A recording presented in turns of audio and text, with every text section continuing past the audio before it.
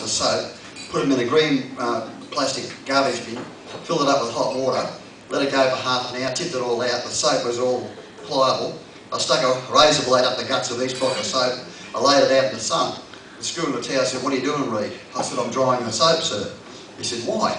I said, "Because it's fucking wet." so he's rung the chief, and the chief said, "Why is Reed drying the soap?" And the school in the tower said, "Because it's fucking wet." The chief of the division's got me record out and said, "Certified mentally insane."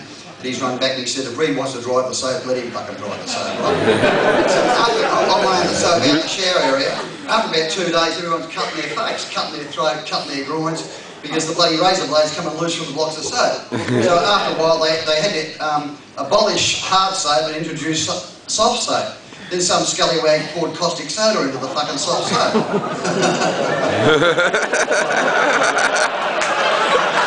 Already loving it. The way I used to bash people, in the 70s, no one would ever give me up. I bashed Brian Kane because I shit in the fucking stew and brought the entire division down of gastroenteritis, right? Now, gastroenteritis isn't as bad as dysentery, but it's not as bad as diarrhea, and it's not as bad as dysentery. But for about 2 or 3 days, your will shits your entire life away, right?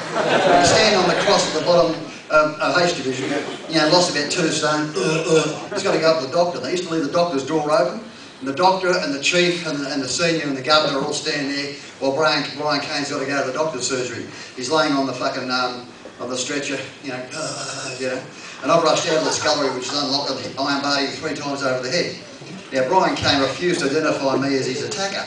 And that means that the governor, who made a statement against me, and the doctor who made a statement against me, and all the screws who made a statement against me, that didn't matter. Because Brian Kane refused to make a statement against me, they couldn't take it to court. That's how I hit Richard Miladovich through the head with the garden spade. I got the garden spade, turned it on its side, and went, and I took the top of his fucking skull off so you could see his brain. He said that he fell over and hit his head on a fucking rock. And the fact that I took the garden spade off the screw to do it, the screw gave me up, the other screw gave me up, everyone gave me up, but Richard Miladovich refused to give me up. So because he refused to give me up, they couldn't take it to fucking court.